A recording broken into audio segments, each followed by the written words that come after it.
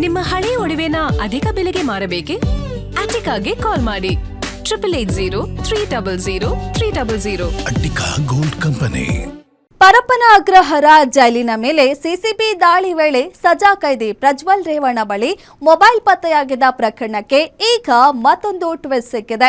Mobile ಸ್ಕ್ರೀನ್ನ lock password ನೀಡಿರುವ ಪ್ರಜ್ವಲ್ ಒಳಗಿನ ಫೋಲ್ಡರ್ಗಳ password ನೀಡಲು ನಿರಾಕರಿಸಿದ್ದು, ಮೊಬೈಲ್ನಲ್ಲಿರುವ ರಹಸ್ಯ ಬಯಲು ಮಾಡಲು ಪೊಲೀಸರು ಎಫ್ಎಸ್ಎಲ್ ಮೊರೆ ಹೋಗಿದ್ದಾರೆ.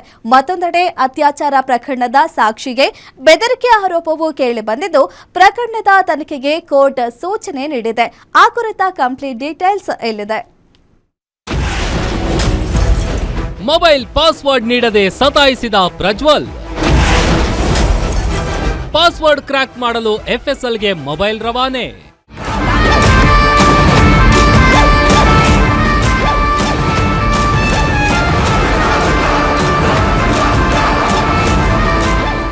ಪರಪ್ಪನ ಅಗ್ರಹಾರ ಜೈಲಿಗೆ ಸಿಸಿಬಿ ಪೊಲೀಸರು ಶಾಕ್ ನೀಡಿದ ಬೆನ್ನಲ್ಲೇ ಸಜಾ ಕೈದಿ ಪ್ರಜ್ವಲ್ ರೇವಣ್ಣ ಬಳಿ ಮೊಬೈಲ್ ಫೋನ್ ಸಿಕ್ಕಿಬಿದ್ದಿದ್ದು ಸಂಚಲನ ಸೃಷ್ಟಿಸಿದೆ. ಮೊಬೈಲ್ ಸಿಕ್ಕಿದ್ದು, ಈಗ ಅದರೊಳಗಿನ ಡೇಟಾ ಲೇಯರ್ಗಳನ್ನ ಅನ್ಲಾಕ್ ಮಾಡುವುದು ತನಿಖಾಧಿಕಾರಿಗಳಿಗೆ ದೊಡ್ಡ ಸವಾಲಾಗಿದೆ. ಮೊಬೈಲ್ನ ಸ್ಕ್ರೀನ್ ಲಾಕ್ ಪಾಸ್ವರ್ಡ್ ಮಾತ್ರ ನೀಡಿದ್ದ ಪ್ರಜ್ವಲ್ ಅಸಲಿ ಆಟವನ್ನ ಅಲ್ಲಿಗೆ ನಿಲ್ಲಿಸಿಲ್ಲ. ಮೊಬೈಲ್ ಓಪನ್ ಮಾಡಿದ ಬಳಿಕ ಪೊಲೀಸರಿಗೆ ಮತ್ತೊಂದು ಬಿಗ್ ಶಾಕ್ ಕಾದಿತ್ತು.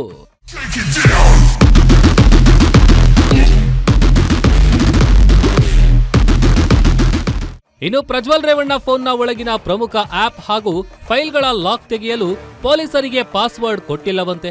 ಹೀಗಾಗಿ ಸಿಸಿಬಿ ಪೊಲೀಸರು ಆ ಮೊಬೈಲ್ ಅನ್ನ ವಶಕ್ಕೆ ಪಡೆದು ಪಾಸ್ವರ್ಡ್ ಕ್ರ್ಯಾಕ್ ಮಾಡಲು ಮತ್ತು ಸಂಪೂರ್ಣ ಡೇಟಾ ರಿಕವರಿ ಮಾಡಲು ಎಫ್ಎಸ್ಎಲ್ಗೆ ರವಾನಿಸಿದ್ದಾರೆ. ಜೈಲಿನಲ್ಲಿದ್ದಾಗ ಪ್ರಜ್ವಲ್ ಯಾರಿಗೆಲ್ಲ ಕಾಲ್ ಮಾಡಿದ್ದ, ಯಾರಿಗೆ ಮೆಸೇಜ್ ಕಳಿಸಿದ್ದ, ಇಂಟರ್ನೆಟ್ನಲ್ಲಿ ಏನೆಲ್ಲ ಜಾಲಾಡಿದ್ದ, ಯಾರ ಜೊತೆ ನಿರಂತರ ಸಂಪರ್ಕದಲ್ಲಿದ್ದ ಎಂಬ ಸತ್ಯವನ್ನ ಹುಡುಕಲು ಪೊಲೀಸರು ತನಿಖೆ ತೀವ್ರಗೊಳಿಸಿದ್ದಾರೆ.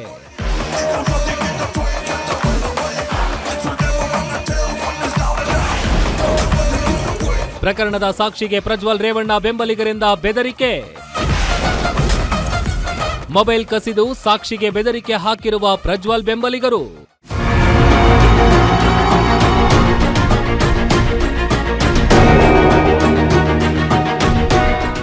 ಜೈಲಿನಲ್ಲಿ ಮೊಬೈಲ್ ಸಿಕ್ಕಿದ್ದು ಒಂದು ಕಡೆಯಾದ್ರೆ, ಇತ್ತ ಪ್ರಜ್ವಲ್ ವಿರುದ್ಧದ ಅತ್ಯಾಚಾರ ಪ್ರಕರಣದಲ್ಲೂ ಮತ್ತೊಂದು ಬಿಗ್ ಟ್ವಿಸ್ಟ್ ಸಿಕ್ಕಿದೆ.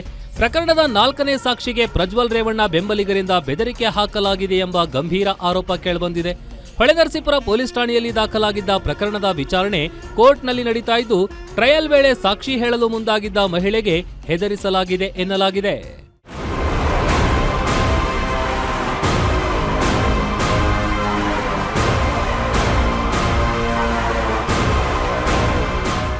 ಪ್ರಜ್ವಲ್ ವಿರುದ್ಧ ಸಾಕ್ಷಿ ನುಡಿಯದಂತೆ ಮಹಿಳೆ ಮೇಲೆ ಒತ್ತಡ ಹೇರಲಾಗಿದ್ದು, ಈ ಹಿಂದೆ ಕೂಡ ಬೆದರಿಕೆ ಹಾಕಲಾಗಿತ್ತು ಎಂಬ ಆರೋಪ ಬಂದಿತ್ತು.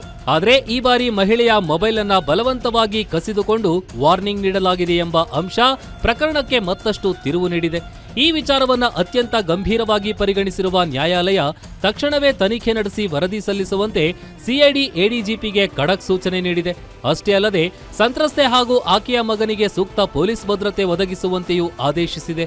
ಒಂದೆಡೆ ಜೈಲಿನಲ್ಲಿ ಸೀಕ್ರೆಟ್ ಮೊಬೈಲ್ ಸಿಕ್ಕಿಬಿದ್ದಿರೋದು, ಮತ್ತೊಂದೆಡೆ ಅತ್ಯಾಚಾರ ಪ್ರಕರಣದ ಪ್ರಮುಖ ಸಾಕ್ಷಿಗೆ ಬೆದರಿಕೆ ಹಾಕಿರೋದು ಹಲವು ಅನುಮಾನಗಳಿಗೆ ದಾರಿ ಮಾಡಿಕೊಟ್ಟಿದೆ. ಜೈಲಿನಿಂದಲೇ ಸಾಕ್ಷಿ ನಾಶದ ಸ್ಕೆಚ್ ನಡೀತಿತ್ತ. ಪ್ರಜ್ವಲ್ ರೇವಣ್ಣ ಮೊಬೈಲ್ನಲ್ಲಿ ಅಡಗಿರುವ ಆ ಸೀಕ್ರೆಟ್ಸ್ ಯಾರ ತಲೆದಂಡ ಉರುಳಿಸಲಿದೆ? ಈ ಎಲ್ಲಾ ಪ್ರಶ್ನೆಗಳಿಗೆ ಎಫ್ಎಸ್ಎಲ್ ವರದಿ ಬಂದ ಬಳಿಕವಷ್ಟೇ ಸತ್ಯ ಹೊರಬರಬೇಕಿದೆ. ತನಿಖಾಧಿಕಾರಿಗಳು ಈಗ ವಿಧಿವಿಜ್ಞಾನ ವರದಿಗಾಗಿ ಕಾಯುತ್ತಿದ್ದಾರೆ. S K Manjunath, crime bureau, guarantee news.